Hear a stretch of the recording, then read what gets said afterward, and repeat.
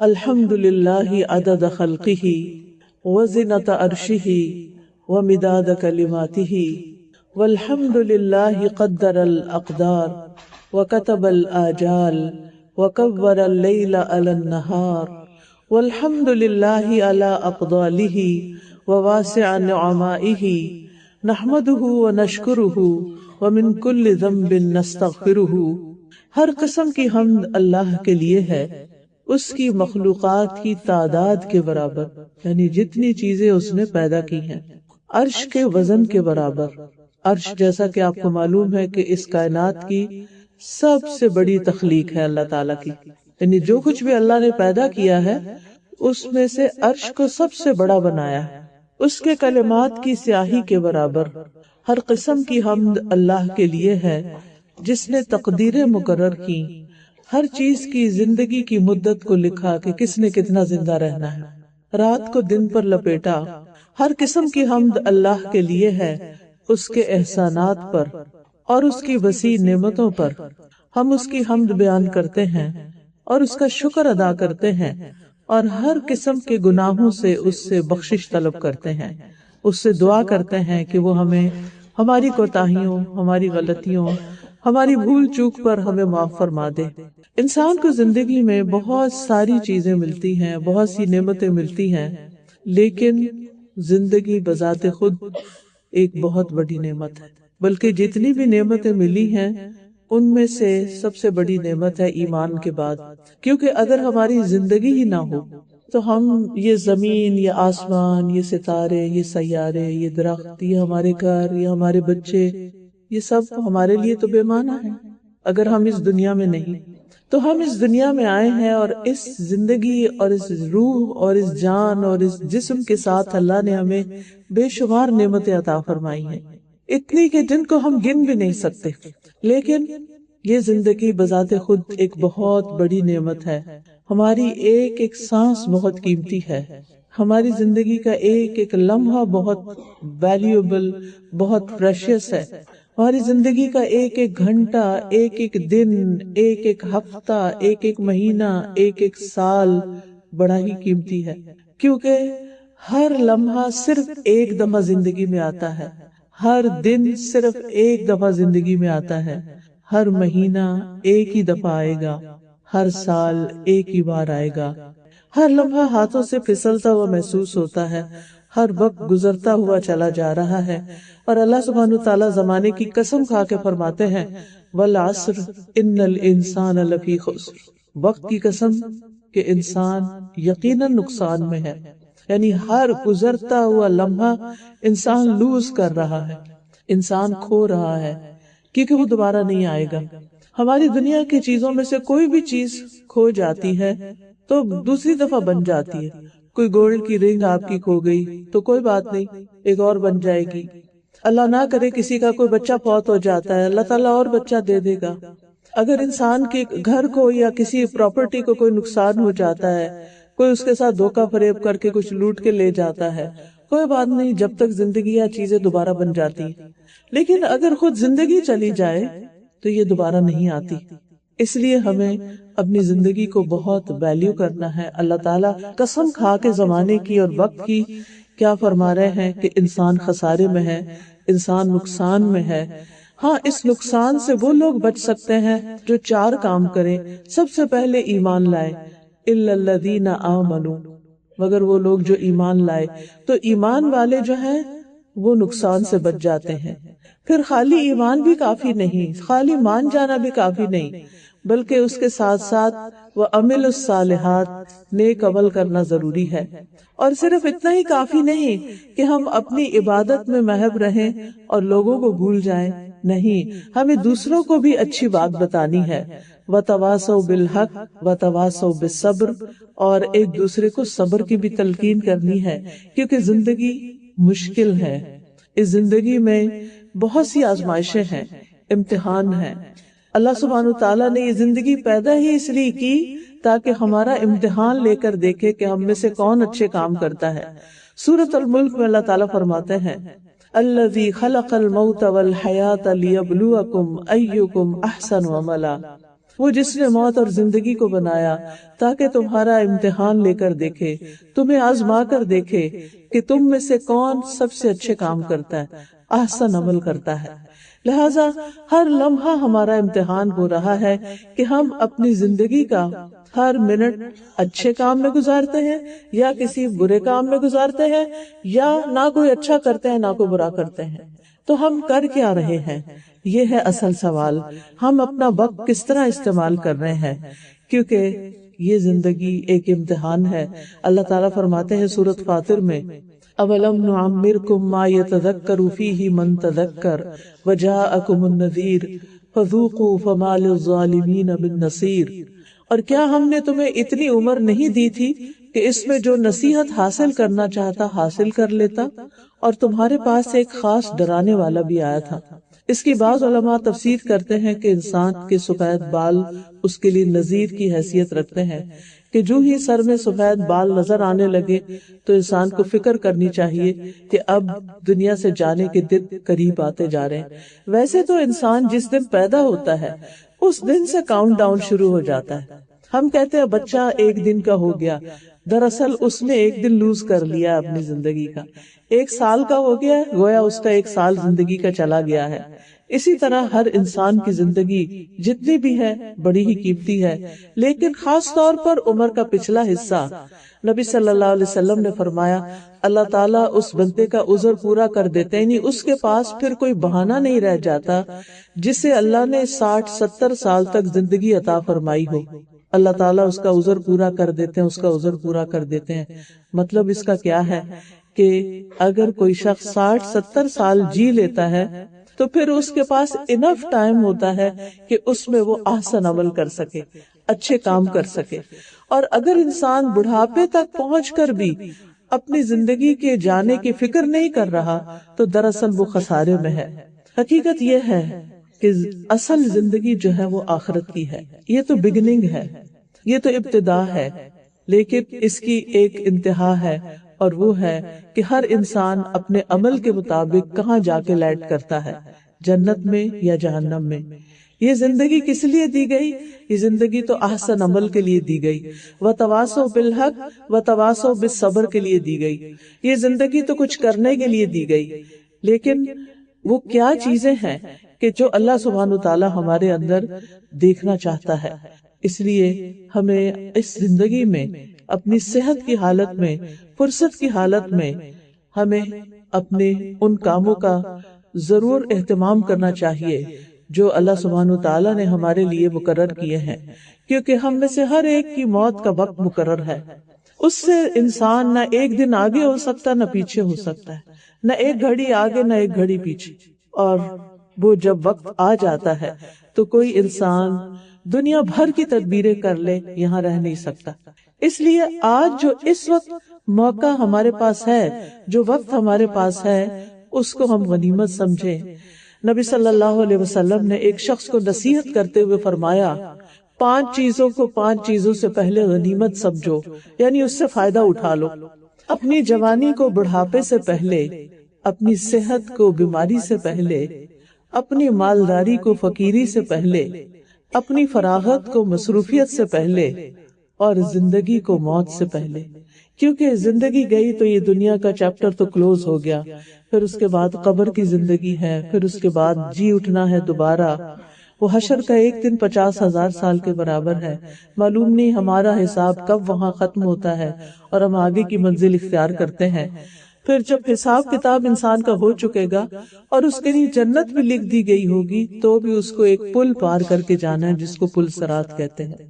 آپ سب کے والدین نے آپ کو اس کے بارے میں بتایا ہوگا، کتابوں میں بھی آپ نے اس کے بارے میں پڑھا ہوگا کہ یہ ایسا مقام ہے ان 3 مقامات میں سے جہاں کوئی کسی کو نہیں پوچھے گا، کوئی کسی کے کام نہیں آئے گا، کوئی کسی کو نہیں بچائے گا، حتیٰ کہ تمام پیغمبر بھی نفسی نفسی کہہ رہے ہوں گے۔ یعنی 3 مقامات ایسے ہیں۔ ایک دفعہ حضرت عائشہ نے نبی صلی اللہ علیہ وسلم سے پوچھا کہ کیا آپ قیامت کے دن مجھے یاد رکھیں گے، کیونکہ وہ ان کی بہت محبوب بیوی تھی، بیلوڈ تھی۔ تو انہیں یہ تھا کہ دنیا تو بہت اچھی گزر رہی ہے لیکن اپنی آخرت کی بھی فکر کروں، اور نبی صلی اللہ علیہ وسلم کا ساتھ ہے تو میری اگلی زندگی بھی اچھی ہوگی۔ تو آپ نے فرمایا اے عائشہ 3 وقت میں کوئی کسی کو نہیں پوچھے گا. ایک وہ وقت جب اعمال نامے تقسیم ہو رہے ہوں گے، ہر شخص ڈرا ہوا ہوگا کہ پتہ نہیں میری زندگی کی کتاب میرے دائیں ہاتھ میں ملتی ہے یا بائیں ہاتھ میں ملتی. کیوں؟ یہ فکر کس لیے ہوگی؟ اس لیے کہ جب ہم اچھے کام بھی کرتے ہیں نا، اول تو یہ کہ اچھے کام ہمارے ذرا کم ہی ہوتے ہیں، بہت سا وقت ہم فضول باتوں میں ضائع کر دیتے ہیں، بیکار کی بحثوں میں ضائع کر دیتے ہیں، اور کچھ وقت اللہ کی نافرمانیوں میں چلا جاتا ہے. تو جو نیکی کا وقت بھی ہوتا ہے اس میں بھی عام طور پر ہم اپنی نیتوں کو قابو میں نہیں رکھ سکتے. وہاں نیت کی خرابی نیکی کو نیکی نہیں رہنے دیتی، کیونکہ قیامت کے دن ایسے اعمال کا کوئی وزن ہی نہیں ہوگا جو انسان نے اللہ تعالیٰ کے لیے نہیں کیے ہوگے، لوگوں کو دکھانے کے لیے، لوگوں سے بدلہ چاہنے کے لیے، لوگوں کو خوش کرنے کے لیے اس نے کیے ہوں گے. لہٰذا بہت ضروری ہے کہ ہم اپنی اس زندگی سے بھرپور فائدہ اٹھا لیں اور اس وقت کی فکر کریں جب اعمال نامہ، یہی جو روز کی کتاب ہماری کھلتی ہے اور اس میں دن بھر کے کام لکھے جاتے ہیں. صبح کے وقت فجر کی نماز میں 2 فرشتے آتے ہیں، کرام کاتبین، دائیں بائیں ہمارے لکھنا شروع کر دیتے ہیں جو کچھ بھی ہم کرتے ہیں. پھر عصر کی نماز میں ان کی ڈیوٹی چینج ہو جاتی ہے، 2 نئے فرشتے آ جاتے ہیں. پھر وہ جو کچھ رات سے صبح فجر تک ہم کرتے ہیں وہ لکھتے چلے جاتے ہیں. نماز پڑھی ہے یا نہیں پڑھی، زبان کا استعمال کیسے کیا، لوگوں کے کام کتنے آئے، اللہ کے کون سے حق ادا کیے، بندوں کے کون سے، جو کچھ بھی ہم کرتے ہیں. اگر ہم بیٹھ کے ایسے بغیر بیکار سوچوں میں بیٹھے ہوئے تو یہ بھی لکھا جا رہا ہوتا ہے، یعنی وہ بھی کاؤنٹ ہوگا قیامت کے دن. تو اس لیے ہر بندہ اس وقت سخت فکر مند ہوگا جب اس کا اعمال نامہ اس کو ملے گا، اس کے ہاتھ میں آئے گا. دوسرا وقت جب نامہ اعمال تولا جائے گا. کیوں؟ اس لیے کہ قرآن مجید میں آتا ہے فَمَن يَعْمَلْ مِثْقَالَ ذَرَّةٍ خَيْرًا يَرَهُ وَمَن يَعْمَلْ مِثْقَالَ ذَرَّةٍ شَرًّا يَرَهُ، کہ جو ذرے کے برابر بھی نیکی کرے گا وہ بھی اس کو دیکھ لے گا، اور جو ذرے کے ایٹم کے برابر بھی برا کرے گا وہ بھی اس کو دیکھ لے گا. یعنی اس وقت چھوٹی سے چھوٹی نیکی اور بڑی سے بڑی نیکی جو ہے وہ اعمال نامے میں رکھ کے تولی جائے گی. تو ہر شخص کو یہ فکر ہوگی کہ اب میرا اسکیل کدھر کو جھکتا ہے، نیکیوں کا جھکتا ہے یا برائیوں کا جھکتا ہے. اور یہ ڈیپینڈ کرتا ہے اس پر کہ انسان نے اپنی زندگی کس طرح گزاری. پھر اس کے بعد تیسرا موقع پل صراط کا موقع ہے. یہ سنگل لائن ہے نا، کوئی کسی کا ہاتھ پکڑ کے نہیں گزرے گا، تلوار سے زیادہ تیز اور بال سے باریک، بس اللہ ہی جس کو گزارے گا. کچھ لوگ تیز آندھی کی طرح گزر جائیں گے، کچھ تیز سواری کی طرح گزر جائیں گے، کچھ تیز دوڑتے ہوئے گزر جائیں گے، کچھ لوگ چلتے ہوئے جائیں گے، کچھ لوگ کرال کرتے ہوئے جائیں گے، اور کچھ لوگوں کو راستے میں سے نیچے جہنم میں پھینک دیا جائے گا. ہر ایک کے ساتھ اللہ جو چاہے گا معاملہ کرے گا. الملک یومئذ للہ، کیونکہ اس دن ساری بادشاہت، ملکیت، سارا اختیار صرف اور صرف اللہ سبحانہ تعالیٰ کے پاس ہی ہوگا. اس لیے ہمیں اپنی زندگی سے بھرپور فائدہ اٹھانا ہے. ہم نے اس دن کے لیے تیاری کرنی، اس دن کے لیے اپنے اعمال کو اکٹھا کرنا ہے، ان چیزوں کی فکر کرنی ہے جو اس دن ہمیں فائدہ دیں گی. اس لیے موت سے پہلے پہلے اس زندگی سے پورا فائدہ اٹھا لے. ابن عمر کہتے ہیں کہ رسول اللہ صلی اللہ علیہ وسلم نے میرے بدن کا ایک حصہ پکڑ کر مجھ سے فرمایا، اور ایک روایت میں کندھے کا بھی آتا ہے، کہ تم دنیا میں ایسے رہو جیسے تم اجنبی ہو، یہاں سے تمہارا کوئی تعلق نہیں. کیونکہ ویسے بھی جب انسان بھی سارے ختم ہو جائیں گے تو یہ زمین بھی ختم ہو جائے گی، یہ زمین باقی نہیں رہے گی، یہ ہمیشہ کے لیے نہیں بنی، اور ہم بھی اس پر ہمیشہ کے لیے نہیں آئے. ہر ایک کا خاتمہ ہے. کل من علیہا فان، اس زمین پر جو بھی انسان، جانور، چرند پرند، درخت، پہاڑ، دریا، پھول پھل، جو کچھ بھی ہے، بڑی بڑی بلڈنگ، عمارتیں، گھر، مشینریز، کارخانے، سمندر، یہ سارے کے سارے ملیا میٹ ہو جائیں گے.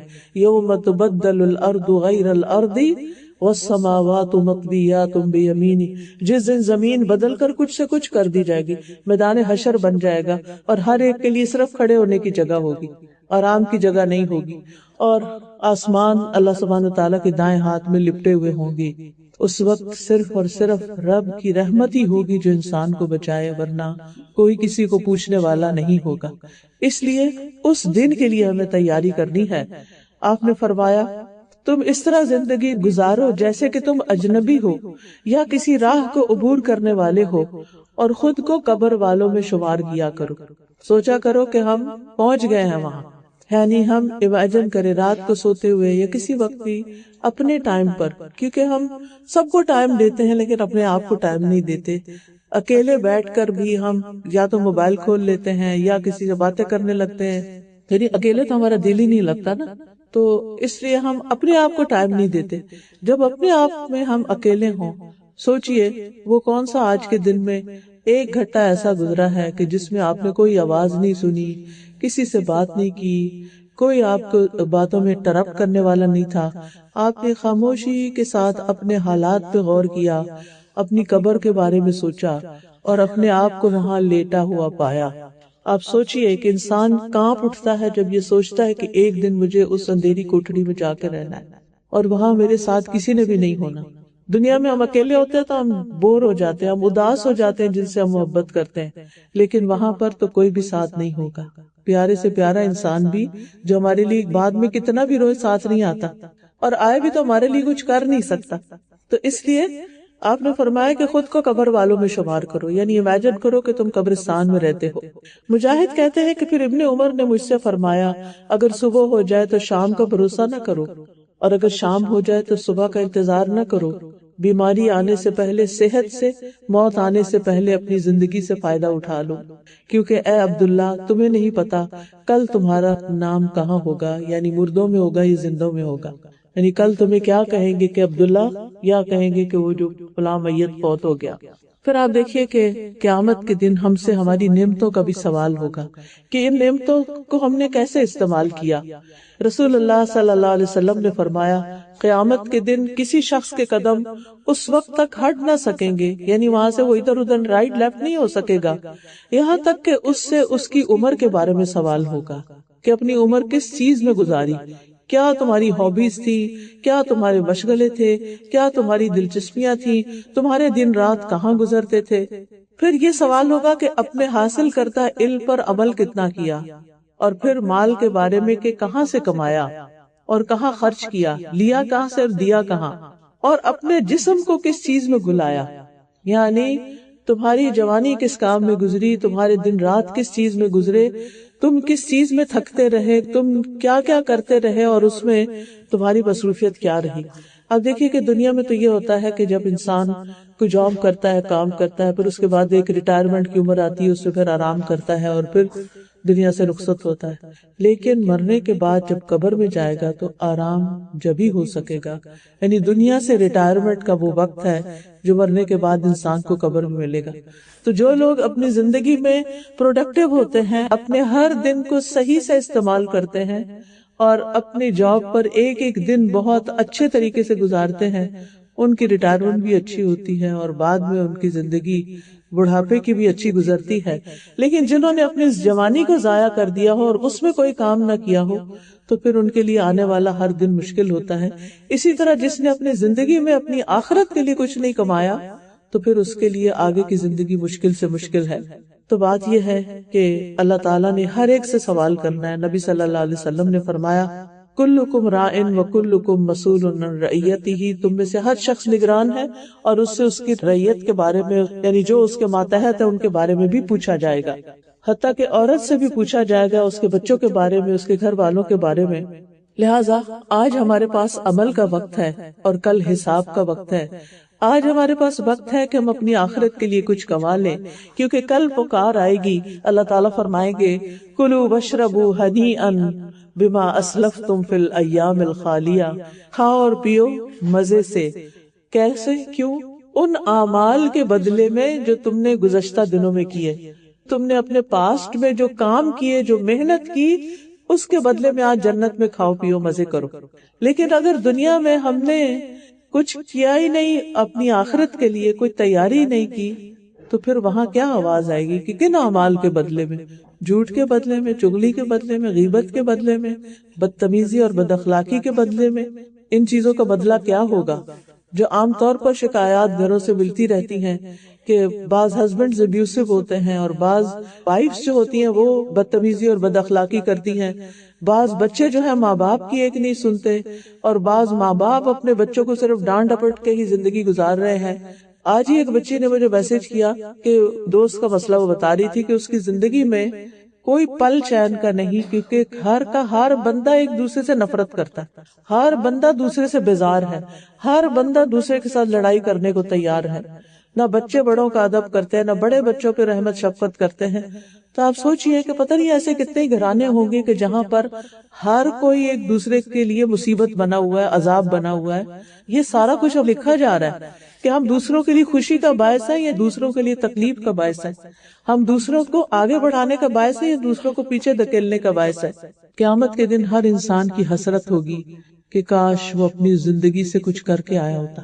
آپ سوچئے، تھوڑی دیر کے لیے سوچئے، ہم امیجن کیا کریں کہ اس وقت موت کے فرشتے میرے پاس آ رہے ہیں تو میں کیا سوچوں گی؟ اس وقت میرے دل میں کیا خیال آئے گا؟ ہے میں نے تو یہ کام بھی کرنا تھا، میں نے تو صدقہ بھی کرنا تھا، میری تو بھی نمازیں بھی رہتی ہیں، میں نے تو ابھی فلاں کا حق بھی دینا تھا، میں نے تو ابھی اس سے ناراضگی کٹی کی ہوئی تھی، اس سے صلح کرنی تھی۔ یعنی کتنی یہ چیزیں ہیں، اس کی امانت لوٹانی تھی، اس سے وعدہ پورا کرنا تھا۔ تو اس لیے کوشش ہمیں یہی کرنی چاہیے کہ روز کے روز اپنے یہ کام نپٹا لیں، جو کرنے والے کام ہیں انہیں کر کے ہی سویا کریں، اور اگر کسی کے ساتھ ظلم زیادتی کیا تو اس سے معافی مانگ لیں۔ دنیا میں معافی مانگ لینا آسان ہے بنسبت اس کے کہ قیامت کے دن وہ ہماری نیکیاں لے اڑیں۔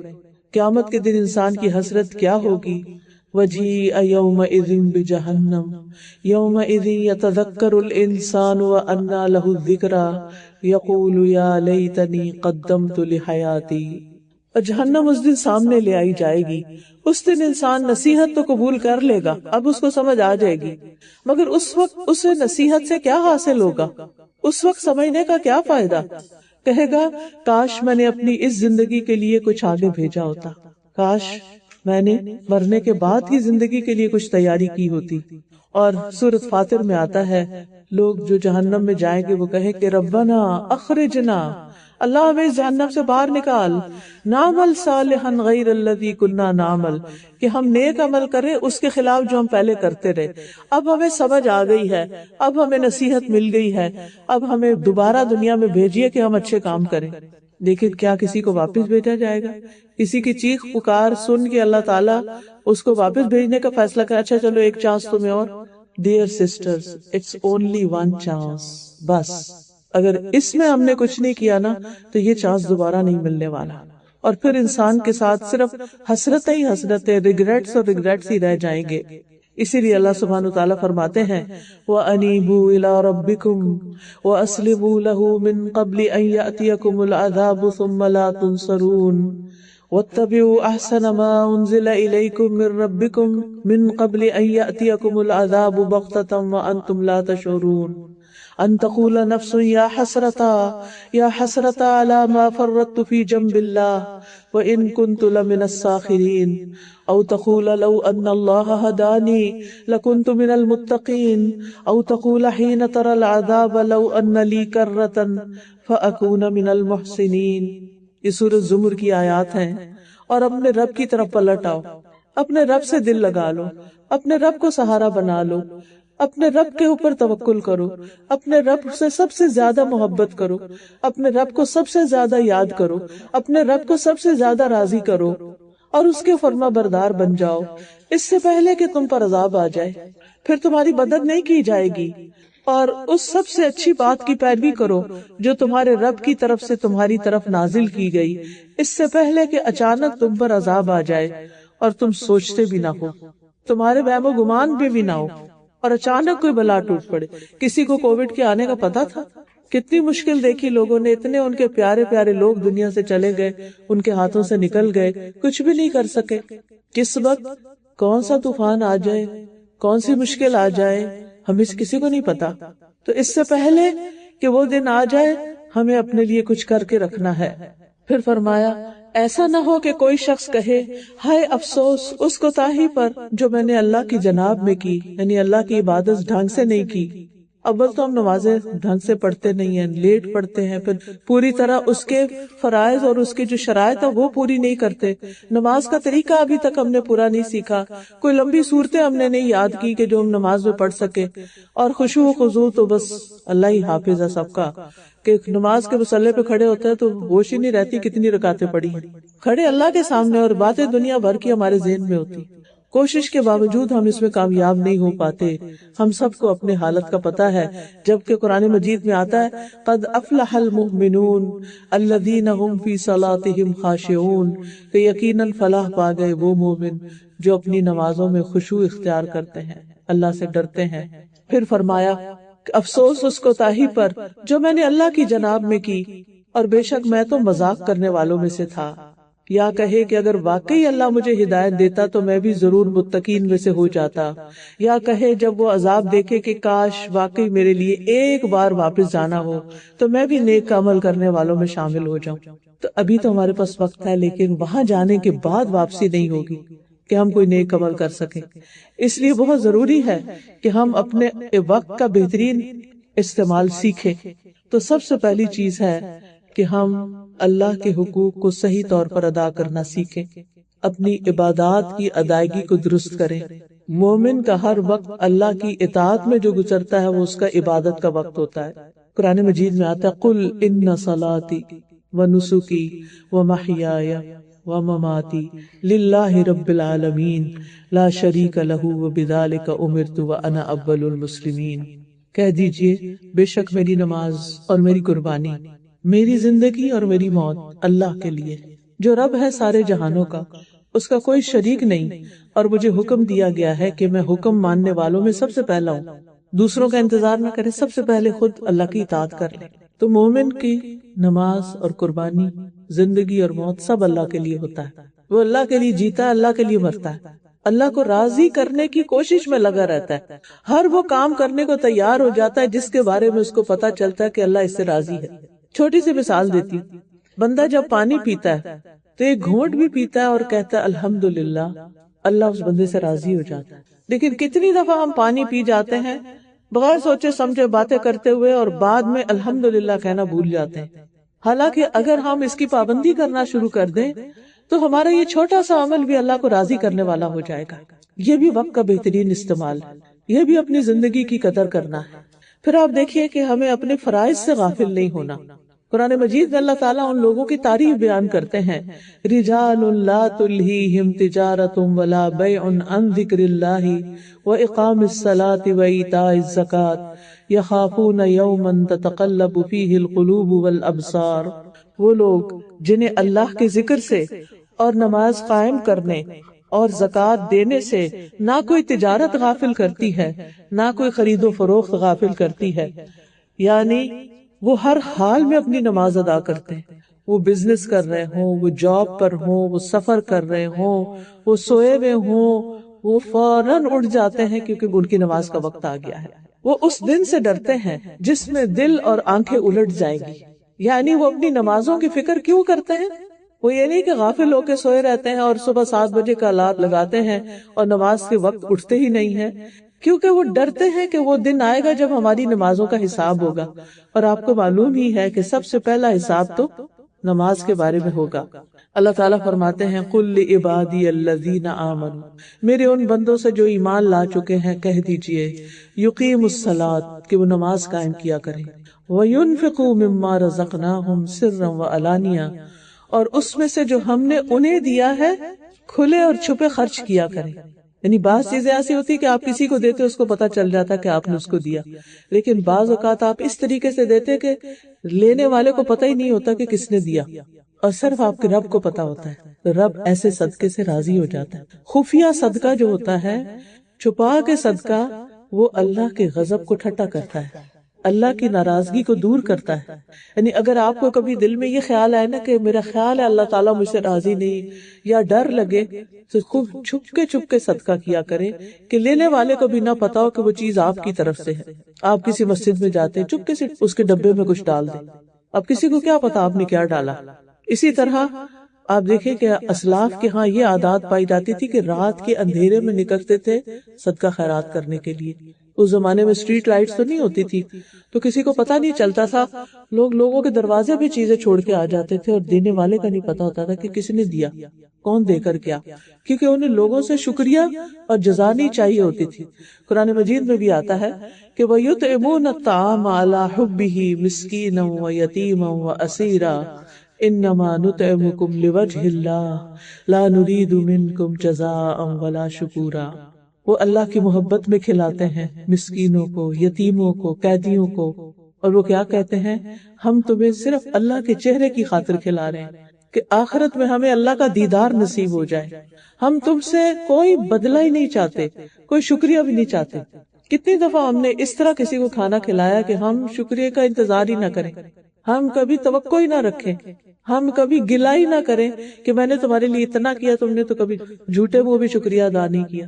ایسے رشتہ دار ہوتے ہیں نا، ایسے لوگ ہوتے ہیں کہ جن پہ آپ ساری زندگی احسان کرتے ہیں لیکن وہ آپ کی قدردانی نہیں کرتے، وہ آپ کے کسی احسان کو مانتے ہی نہیں، تو اس وقت اپنا دل نہ چھوٹا کریں، آپ کہیں میں نے تو یہ کیا اللہ کے لیے کیا تھا، اس کے پاس میری جزا ہے۔ اور یہ صدقہ سب سے افضل ہوتا ہے جو آپ کسی ایسے رشتہ دار کو دیں جو ضرورت مند ہے لیکن وہ ایکنالج نہیں کرتا، وہ جواب میں آپ سے راضی نہیں ہوتا، ناراض ہی رہتا ہے۔ کئی رشتہ دار ایسے ہوتا ہے نا کہ آپ ان کے ساتھ جو مرضی کر لیں، انہوں نے خوش نہیں ہونا، آپ ایک چیز دیں گے وہ دوسری کی ڈیمانڈ کریں گے، وہ دوسری پوری کریں گے وہ تو تیسری کی کریں گے، اور اگر کسی وقت آپ نہیں کر سکتے تو آپ کے ساتھ کیا کرایہ پہ پانی پھیر دیں گے، کچھ بھی نہیں ہاتھ آئے گا آپ کے۔ تو بندوں کی خاطر بندوں پر احسان نہ کریں، اللہ کی خاطر۔ تو اللہ تعالیٰ فرماتے ہیں جو ہم نے ان کو دیا ہے اس میں سے خرچ کریں، من قبل ان یأتی یوم لا بیع فیہ ولا خلال، اس سے پہلے کہ وہ دن آ جائے جس میں نہ کوئی خرید و فروخت ہوگی اور نہ کوئی دوستی ہوگی۔ تو جہاں تک نماز کا تعلق ہے تو چاہے کتنے بھی مصروف ہوں، جب اذان ہو جائے تو ساری فکر کس چیز کی طرف لگ جائے کہ نماز کا وقت آ گیا، بس اب نماز پڑھ لو۔ بعض اللہ کے بندے ایسے ہوتے ہیں کہ جو اذان سے پہلے ہی نماز کی تیاری شروع کر دیتے کہ اذان ہونے والی ہے، نماز کا وقت قریب آ رہا ہے، اور بعض اس درجے تک پہنچ جاتے ہیں کہ وہ صرف ایک نماز پڑھنے کے ساتھ ہی اگلی نماز کا انتظار شروع کر دیتے ہیں۔ ایسے بھی اللہ کے بندے ہوتے ہیں۔ تو بندے کے وقت میں برکت ہو ہی نہیں سکتی جب تک وہ اللہ کا حق ادا نہیں کرتا، کیونکہ ایک حدیث قدسی میں اللہ تعالیٰ فرماتے ہیں نا کہ اے ابن آدم تو میری عبادت کے لیے خود کو فارغ کر دے تو میں تیری ضروریات پوری کر دوں گا، ورنہ تیرے دونوں ہاتھ کاموں سے بھر دوں گا اور تیری محتاجی بھی دور نہیں ہوگی۔ یعنی مصروفیت کام کام کام، لیکن ضروریات ہے کہ پوری ہی نہیں ہوتی۔ تو دن کے سارے اوقات میں فجر سے عشاء تک اللہ سبحانہ تعالیٰ کی عبادت کے لیے خاص اہتمام کریں، کیونکہ جو نمازوں کی حفاظت کرتے ہیں ان کے لیے جنت کا وعدہ ہے، اور جو نماز کے وقت کو ضائع کرتے ہیں ان کے لیے تباہی ہے۔ قرآن مجید میں آتا ہے فَوَيْلٌ لِّلْمُصَلِّينَ الَّذِينَ هُمْ عَنْ صَلَاتِهِمْ سَاهُونَ، بس تباہی ہے، بربادی ہے ان نمازیوں کے لیے جو اپنی نماز سے غافل ہیں۔ تو اس کا مطلب کیا ہے کہ انسان وقت ضائع کرتا رہے، فضول کاموں میں لگا رہے یہاں تک کہ وقت نکل جائے یا بہت تھوڑا وقت رہ جائے، ادھر ادھر گھومتا پھرے اور گھر اس وقت پہنچے جب نماز جانے والی ہو۔ یہ ہے غفلت نماز سے کہ اس کو فکر ہی نہیں لگی کہ نماز کا ٹائم شروع ہو گیا ہے۔ تو ان الصلاۃ کانت علی المؤمنین کتابا موقوتا، نماز مومنوں پر وقت کی پابندی کے ساتھ فرض کی گئی ہے، اس لیے عبادت کو اول وقت پر ادا کرنا چاہیے، اور دوسری مصروفیات کے دوران جب آپ کتنے بھی مصروف ہو، نماز کا وقت ہو گیا اس کام کو وہیں چھوڑے، اپنی نماز پڑھے، پھر آ کے باقی کام کر لیں، یا پھر آپ کاموں کو ٹائمنگز دیکھ کے شروع کریں۔ مثلاً آپ نے کھانا پکانا ہے، آپ دیکھیں کہ اچھا ظہر کو کتنا وقت رہ گیا، اس وقت میں میرا کھانا پک جائے گا یا نہیں پکے گا، اگر نہیں پکے گا تو پہلے میں پھر نماز پڑھ لوں تو پھر اس کے بعد شروع کر لوں۔ اسی طرح باقی کام، لانڈری کر رہے ہیں، کچھ کر رہے ہیں، اپنے اوقات کو واچ کرتے رہیں کہ کہیں مجھے یہ کام اپنے اندر اس طرح مشغول نہ کر دے کہ نماز پڑھنے کا وقت نکل جائے یا بہت لیٹ نہ ہو جائے، کیونکہ انسان کو نماز میں لطف ہی نہیں آ سکتا جب وہ لیٹ کر کے نماز پڑھتا ہے۔ اور اسی طرح یہ بھی کریں کہ فرائض کے ساتھ نوافل کی ادائیگی بھی کریں، کیونکہ جب انسان نوافل ادا کرتا ہے یعنی فرائض کے ساتھ اللہ کی محبت پا لیتا ہے، اور جب نوافل ادا کرتا ہے تو اسے اللہ تعالیٰ کی بہت سی تائید حاصل ہو جاتی ہے۔ دوسری چیز جس کا آپ بہت اہتمام کریں اپنی اس قیمتی زندگی میں وہ ہے کثرت سے اللہ کا ذکر۔ سورۃ الاحزاب میں اللہ تعالیٰ فرماتے ہیں والذاکرین اللہ کثیرا والذاکرات اعد اللہ لہم مغفرۃ واجرا عظیما.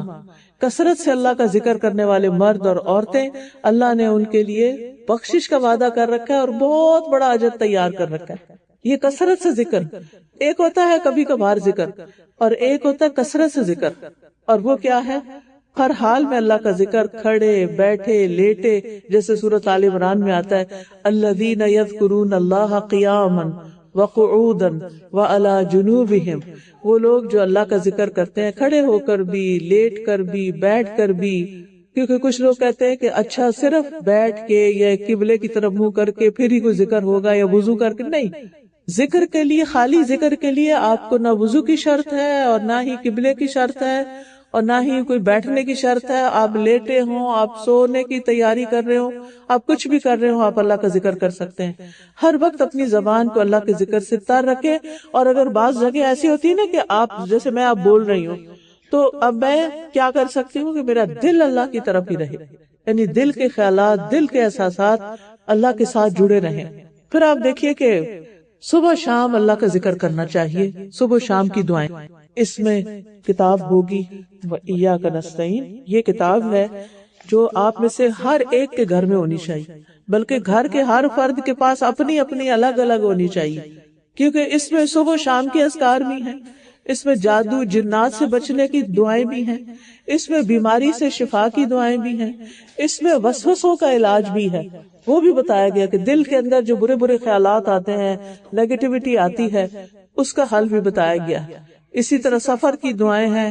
تو جب تک آپ کو آتے نہیں ہیں اذکار تو آپ دیکھ کے بھی پڑھ سکتے ہیں اور کوشش کریں کہ زبانی یاد کر لیں. اللہ تعالیٰ خود فرماتے ہیں، اس کا حکم اللہ نے دیا ہے، یا ایھا الذین آمنوا اذکروا اللہ ذکرا کثیرا وسبحوہ بکرۃ واصیلا. اے ایمان والو، کثرت سے اللہ کو یاد کیا کرو اور صبح و شام اس کی تسبیح کیا کرو. صبح و شام حدیث میں آتا ہے جو آدمی صبح اور شام 100 مرتبہ سبحان اللہ و بحمدہ پڑھتا ہے، قیامت کے دن کوئی شخص اس سے زیادہ افضل عمل نہیں لا سکتا.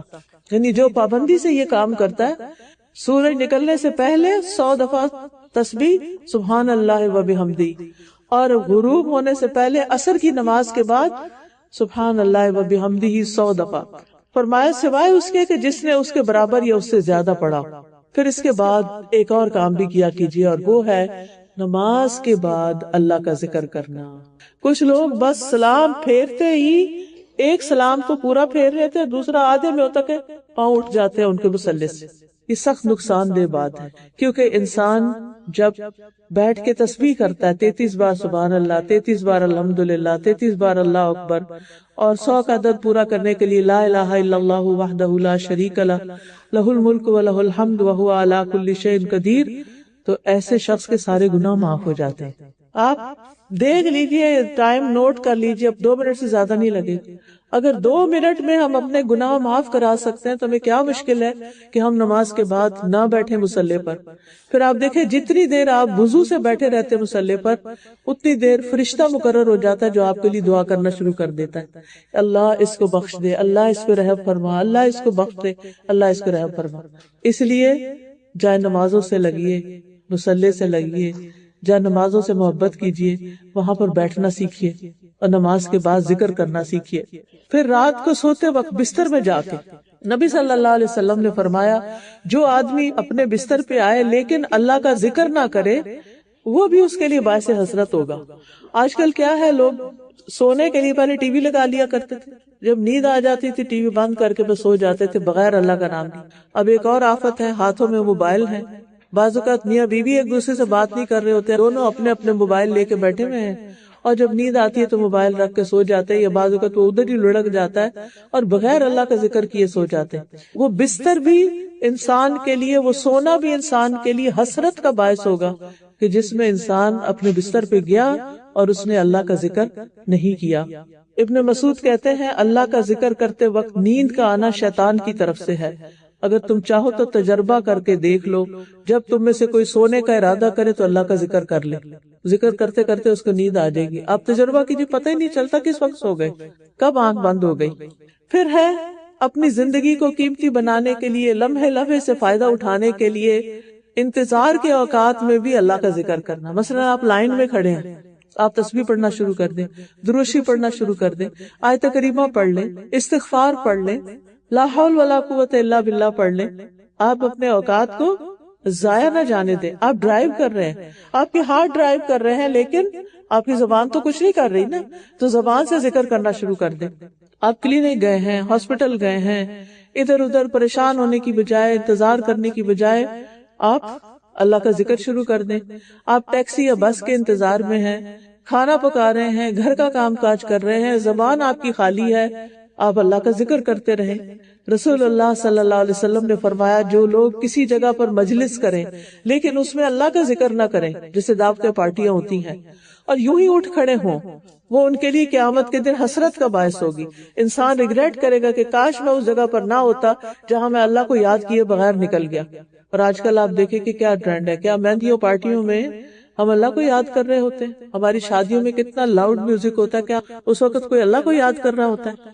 اللہ ماشاءاللہ جن کے دل میں اللہ نے ڈال دی. پھر ایک اور چیز یہ کہ قرآن کے ساتھ اپنا وقت گزاریں. یہ تلاوت جو بہترین ذکر ہے اللہ کا. اللہ تعالیٰ فرماتے ہیں ان الذین یتلون کتاب اللہ واقاموا الصلاۃ وانفقوا مما رزقناہم سرا وعلانیۃ یرجون تجارۃ لن تبور.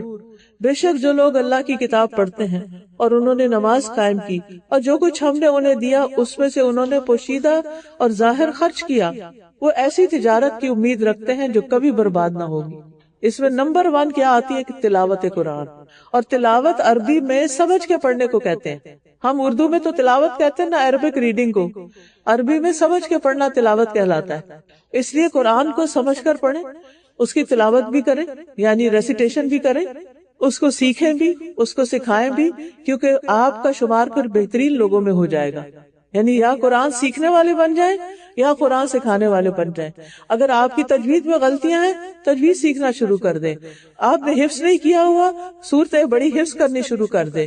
آپ نے عربی جانی، ترجمہ نہیں آتا، ترجمہ کرنا سیکھ لیں. اور ایسے الحمدللہ courses online on site موجود ہیں کہ جس میں آپ جا کر اپنی زندگی کا کچھ وقت لگا کے اپنے لیے یہ ذخیرہ اکٹھا کر سکتے ہیں. نبی صلی اللہ علیہ وسلم نے فرمایا اور اللہ کے ذکر اور قرآن کی تلاوت کا اہتمام کیا کرو، کیونکہ وہ تمہارے لیے آسمان میں باعث رحمت اور زمین میں تمہارے لیے تذکرے کا باعث ہے، یعنی زمین میں تمہارے ذکر کا باعث ہے. یہ دنیا اور آخرت میں ملنے والا فائدہ. ابن قیم کہتے ہیں کسی بھی بندے کے لیے قرآن کی قرات، اس میں لمبا غور و فکر کرنے اور اپنی سوچ کو آیات کے معنی پر مرکوز کرنے سے بڑھ کر اس کی زندگی اور آخرت میں زیادہ فائدہ مند اور اس کو نجات سے زیادہ قریب کرنے والی کوئی چیز نہیں. قیامت کے دن قرآن مجید سفارشی بن کے آئے گا. سورۃ البقرہ اور سورۃ آل عمران اس کے اوپر سایہ کیے ہوں گی جبکہ سورج سوا نیزے تک قریب ہوگا. پھر قرآن پڑھنے والوں کا جنت میں مقام ہوگا. اور پھر قرآن کے حافظ کے لیے، اس کے والدین کے لیے عمدہ پوشاکیں ہوں گی. لیکن یاد رکھیے کہ ہم اگر خود کچھ بھی حفظ نہیں کر رہے نا، صرف بچوں کو کہہ رہے تم حفظ کرو حفظ کرو، وہ کیوں کریں؟ بعض اوقات لوگ شکایت لے کے آتے ہیں ہمارا بچہ اتنا عرصہ ہو گیا ہے بس 7 سپارے حفظ کیے، آگے چلتا ہی نہیں ہے. تو اگر ان سے پوچھا جائے کہ آپ نے خود اتنے عرصے میں کیا کیا تو کیا جواب ہوگا ان کو؟ یعنی جو کام آپ خود نہیں کرتے آپ بچوں سے کیسے کروا رہے ہیں؟ اور بچے کیسے مانیں گے؟ بچے تو آپ کے لیکچر سے نہیں سیکھتے، بچے آپ کے عمل سے سیکھتے ہیں کہ آپ اپنے وقت کو کیسے استعمال کر رہے ہیں، آپ اپنی زندگی کس طرح گزار رہے ہیں.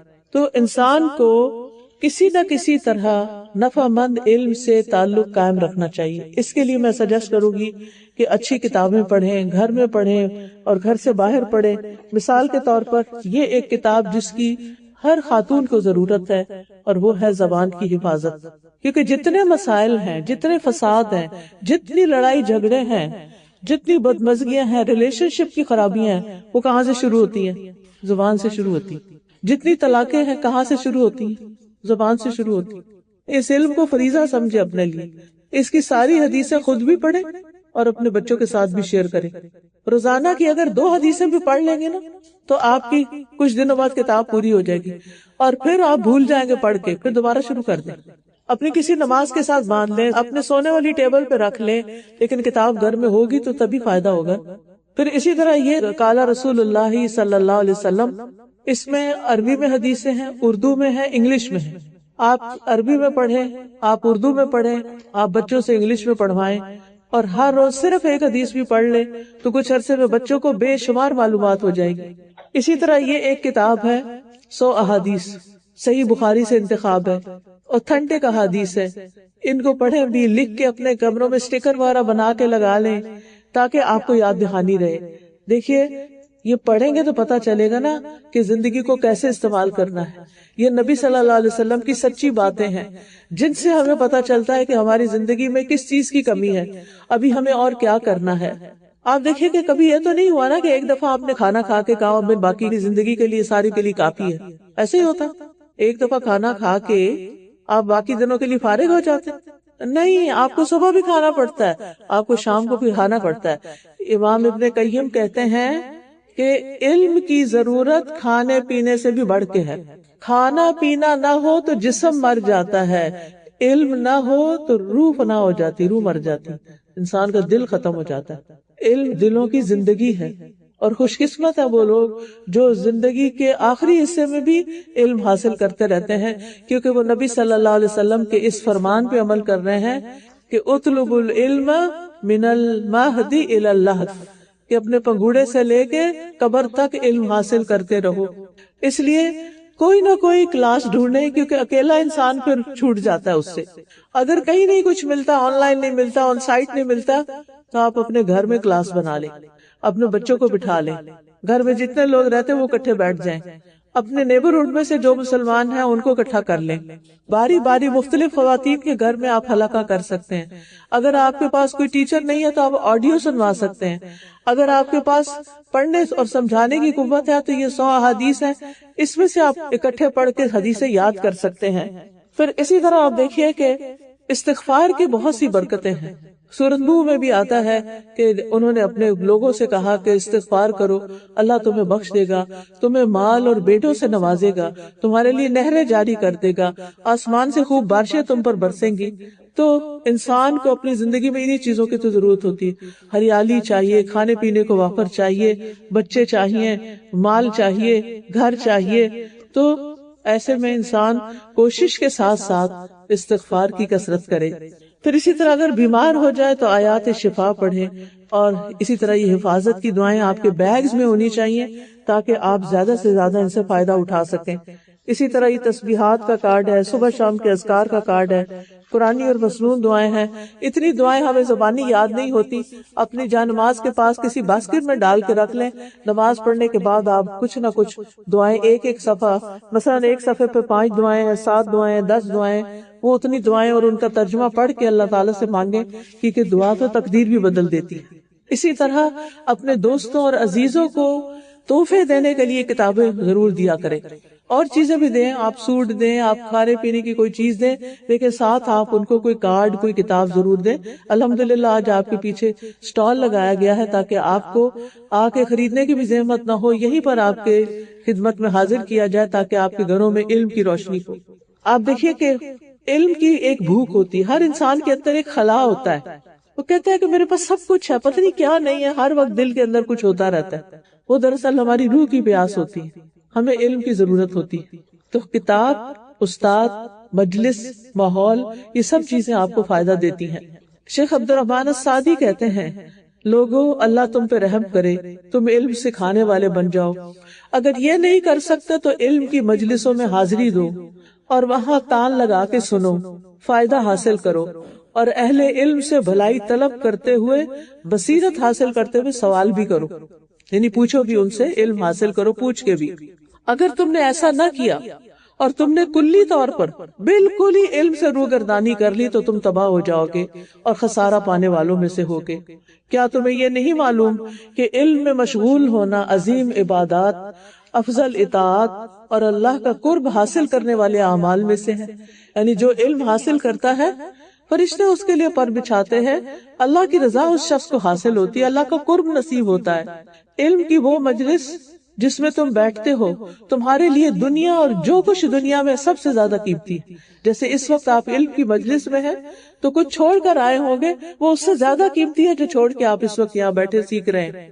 پھر اسی طرح فرمایا، اور اس سے جو فائدہ اور نفع جو تمہیں حاصل ہوتا ہے یعنی علم حاصل کر کے جو فائدہ حاصل ہوتا ہے کوئی بھی چیز اس کے وزن کے برابر اور مساوی نہیں ہو سکتی.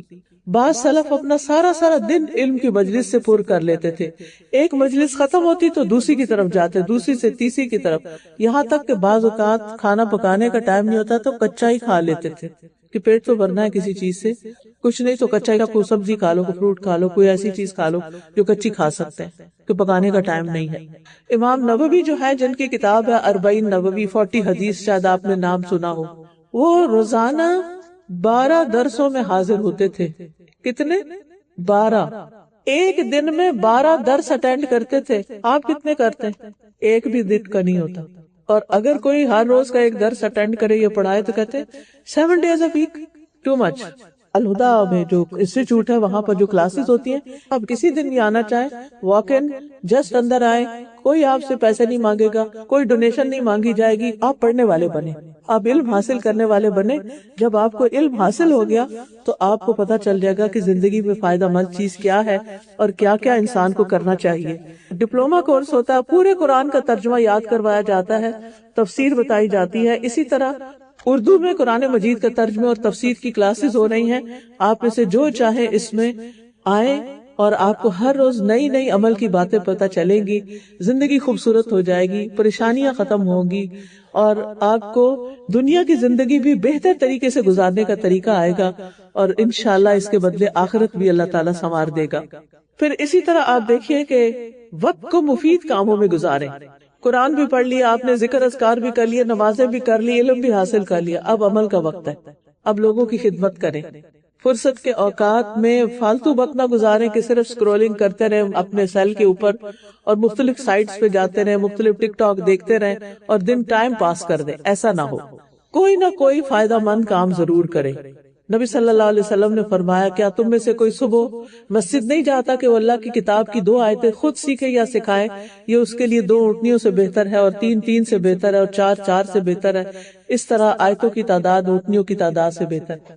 اور اگر ہم مسجد نہیں جا سکتے تو صبح کے وقت گھر میں اپنی روٹین بنا لیجئے, کچھ نہ کچھ ایک آدھ آیت حفظ کر لیا کیجئے کہ آج کے دن کا یہ میرا حفظ ہے. جو حفظ کیا ہوا اس کو دہرائی کر لیجئے. صرف 5-7 سورتوں پہ گزارا نہ کریں. جو سینے میں قرآن ہوگا نا وہ قبر میں بھی ساتھ جائے گا اور وہ آخرت میں بھی ساتھ جائے گا. اس لیے اپنے وقت کو فضول چیزوں میں گزارنے کی بجائے, اب آپ دیکھیے آج تک جتنی بھی ٹک ٹاک آپ نے دیکھی, کچھ یاد ہے کیا دیکھا؟ وہ وقتی لذت ہوتی ہے, پھر گزر جاتی ہے, بات ختم, بھول بھلا جاتے ہیں کہ کوئی اس میں چیز تھی کام کی. لوگ جوک کر رہے ہیں, ہنس رہے ہیں, اور ہم ان کو دیکھ رہے ہیں. عقل تو ہماری کہیں رخصت ہو گئی ہے نا کہ ہمیں اس سے مل کیا رہا ہے. وہ ہنس رہے ہیں نا, ہمیں کیا. جو پنجابی میں پہلے کہا کرتے جب میں بچپن میں تھی کہ سانو کی, لیکن اب تو ہمیں ہی ساری دنیا کا غم کھائے ہوئے. چائنا میں کیا ہو رہا ہے, اور امریکہ میں کیا ہو رہا ہے, اور افریقہ میں کیا ہو رہا ہے, اور کہاں لوگ کیسے رہتے ہیں. اتنی معلومات, اگر یہ ساری مل بھی گئی تو کرنا کیا ہے, کہاں جانا ہے. ہاں کہیں جانا ہو تو اس کی معلومات ضرور لیں, حج پہ جانا ہے, عمرے پہ جانا ہے, سیکھ کے جائیں. پھر اسی طرح یہ ہے کہ فضول چھوٹے چھوٹے بیکار کاموں میں وقت نہ گزاریں. وہ کام کریں جس کا فائدہ زیادہ ہو. غیر اہم کاموں کو چھوڑ دیں, بیکار کی باتیں چھوڑ دیں. حدیث میں آتا ہے انسان کے اسلام کی خوبصورتی یہ ہے کہ وہ بیکار چیزوں کو چھوڑ دے, بے فائدہ کاموں کو چھوڑ دے, بے فائدہ باتوں کو چھوڑ دے, لغو اور بے مقصد باتوں سے بچے. اور بیکار باتیں کیا ہوتی ہیں؟ نبی صلی اللہ علیہ وسلم نے فرمایا, جب تم میں سے کوئی اپنے مسلمان بھائی کے پاس جائے پھر وہ اسے اپنے کھانے میں سے کھانا کھلائے تو وہ اس کے بارے میں سوال نہ کرے, یہ حلال ہے یا حرام ہے, گوشت کہاں سے لائے تھے تم, اور ذبیحہ تھا کہ نان ذبیحہ تھا. فالتو باتیں نہ پوچھے. اس نے کھلایا, آپ نے کھایا, آپ شکریہ ادا کریں, خود بھی اللہ کا بھی شکر کریں, بندوں کا بھی شکر کریں. کوئی کام کی بات سیکھنی ہو تو سیکھیں, آپ پوچھ سکتے کیسے بنایا, آپ سیکھنا چاہتے سیکھ لیں تاکہ آپ بھی دوسروں کو بنا کے کھلا سکیں. بہت اچھی بات ہے. تو اپنے وقت کی حفاظت کرنی چاہیے. حسن بصری کہتے ہیں, میں نے ایسے لوگوں کو پایا وہ تم میں اپنے اوقات کے بارے میں زیادہ بخیل اور حرص والے تھے جتنا تم اپنے درہم و دینار کے بارے میں حرص رکھتے ہو. یعنی مال سے زیادہ اپنے وقت کی حفاظت کرتے تھے. ہم اپنے گولڈ کی, اپنے پیسوں کی, اپنی جیولری کی کتنی حفاظت کرتے ہیں, وہ اس سے بھی زیادہ حفاظت کرتے تھے اپنے ٹائم کی, کہ یہ اس سے بھی زیادہ قیمتی ہے. ان میں سے کچھ لوگ ایسے تھے جو لمبی دیر ان کے پاس بیٹھے رہتے تو وہ کہتے تم نے اٹھنا نہیں, سورج تو چلنے سے نہیں رکتا, یعنی وقت تو گزرتا جا رہا ہے تو تم کیوں بیٹھے ہوئے ہو یہاں. اپنے وقت کا ایک لمحہ بھی خالی نہیں چھوڑتے تھے, اور نیکی کے کاموں میں, خیر کے کاموں میں اس وقت کو لگاتے تھے. رسول اللہ صلی اللہ علیہ وسلم نے فرمایا بے شک اللہ کسی مومن کی ایک نیکی کا بھی ظلم نہیں کرے گا، دنیا میں بھی اس سے بدلہ عطا کیا جائے گا اور آخرت میں بھی اس کا بدلہ دیا جائے گا۔ کر بھلا ہو بھلا، آپ کسی کے لیے اچھا کریں گے آپ کے لیے اچھائیاں ہوگی، آپ دوسروں کو آسانیاں دیں گے اللہ تعالیٰ آپ کے لیے آسانیاں کرے گا، آپ دوسروں کی عزت کی حفاظت کریں گے اللہ تعالیٰ آپ کی عزت کی حفاظت کرے گا، آپ دوسروں کا ادب احترام کریں گے اللہ تعالیٰ لوگوں کے دلوں میں آپ کے لیے ادب احترام رکھے گا، آپ اپنے ماں باپ سے محبت کریں گے اللہ تعالیٰ آپ کے بچوں کے دلوں میں آپ کے لیے محبت پیدا کر دے گا۔ نیکی کے کام سوچتے نہ رہ جائیں، جو سامنے آئے اسے کر گزرے، جلدی کریں، فاستبقوا الخیرات، کسی چھوٹی سے چھوٹی نیکی کو بھی حقیر نہ سمجھیں، خواہ راستے سے کوئی تکلیف دہ چیز ہٹانا ہی کیوں نہ ہو، لوگوں کو راستہ دینا ہو، کسی کو راستہ بتانا ہو، پانی کا ایک گھونٹ پلانا بھی نیکی ہے۔ نبی صلی اللہ علیہ وسلم نے فرمایا آدم کے بیٹے کے کل 360 جوڑ یا ہڈیاں ہوتی ہیں، ہر روز ہر جوڑ کی طرف سے صدقہ کرنا لازم ہوتا ہے، ہر اچھی بات صدقہ ہے، آدمی کا اپنے بھائی کی مدد کرنا صدقہ ہے، کسی کو پانی کا گھونٹ پلا دینا بھی صدقہ ہے، اس لیے ہمیشہ اس بات میں رہے کہ دوسروں کی مدد کریں۔ فرمایا کسی کی سواری میں مدد کرنا یعنی اس کو سوار ہونے پہ بٹھانے میں مدد کرنا، اس کا سامان رکھ دینا، یہ بھی صدقہ ہے۔ اور جو بندہ بندوں کی مدد اور خدمت میں رہتا ہے اللہ اس وقت تک اس بندے کی مدد میں رہتے ہیں، آپ خود بہت سے شر سے بچ جاتے ہیں، آپ کی بہت سی ضروریات پوری ہو جاتی ہیں۔ ہم جب احسان کرتے ہیں تو وہ کسی پہ نہیں ہوتا، خود ہماری اپنی ذات پہ ہوتا ہے۔ اور نیکی عمر میں اضافہ کرتی ہے، نیک اعمال سے عمر میں برکت ہوتی ہے۔ صلہ رحمی کرنا، رشتہ داروں کا حال چال پوچھنا، ان کی فکر کرنا، بچے شادی نہیں ہوئی تو ان کی شادی کی فکر کرنا، انہوں نے پڑھا نہیں تو ان کی پڑھائی کی فکر کرنا، ان تمام چیزوں کے اوپر ضرور توجہ کریں۔ اور پھر آپ دیکھیں کہ آپ اپنے دن کو پلان کیا کریں کہ کس وقت کیا کام کرنا ہے، میں نے کون سے میرے امپورٹنٹ کام ہیں اور وہ میں نے کس کس وقت میں کرنے، ان کے لیے ٹائم بلاک کر لیا کریں، اور اس وقت پھر اٹھ بھی جایا کرے کرنے کے لیے، یہ نہیں کہ لکھا ہوا تو ڈھیر ہو اور کیا کچھ بھی نہ۔ پھر اپنے اوقات کو منظم کریں، اور پھر یہ کہ ہدف جو آپ کا ہو کہ یہ آج اتنی میں نے آیتیں یاد کر لینی ہے، اتنا میں نے یہ کھانا آج پکا کے کسی کو کھلانا ہے، یہ بچوں کے لیے یہ ان کے کام کرنے ہیں، یہ فلاں کر، ساری لسٹ آپ کے پاس ہونی چاہیے، اور پھر آپ ان چیزوں کو کرتے جائیں اور اپنے آپ کو فارغ کرتے جائیں۔ آپ دیکھیے اللہ تعالیٰ نے رزق کی تلاش کے لیے قرآن میں لفظ فمشو کہا ہے، نماز کے لیے فسعوا کہا ہے، جنت کے لیے سارعوا کہا ہے، اپنی طرف آنے کے لیے ففروا الی اللہ، اللہ کی طرف دوڑ کے جاؤ۔ لہٰذا آپ اپنے ٹارگٹس ضرور سامنے رکھیں کہ میں نے کیا کرنا ہے، ضرورت کا کھائیں پیئیں، کم سوئیں اور سادگی اختیار کریں، کم سے کم ساز و سامان خریدیں، کیونکہ جتنا سامان زیادہ ہوتا اتنی اس کی حفاظت، صفائی ستھرائی اور اس کو مینٹین کرنا مشکل ہوتا ہے۔ بے مقصد چیزوں کو گھر سے نکال دیں تاکہ آپ کا ذہن خالی ہو۔ سفر کرے تو با مقصد، ایسے نہیں بس ایسے دل چاہ رہا چلو فارغ وقت مال میں جا کے گھوم پھر کے آ جاتے ہیں، نہیں۔ پھر اسی طرح برکت کے وقت میں کام کریں۔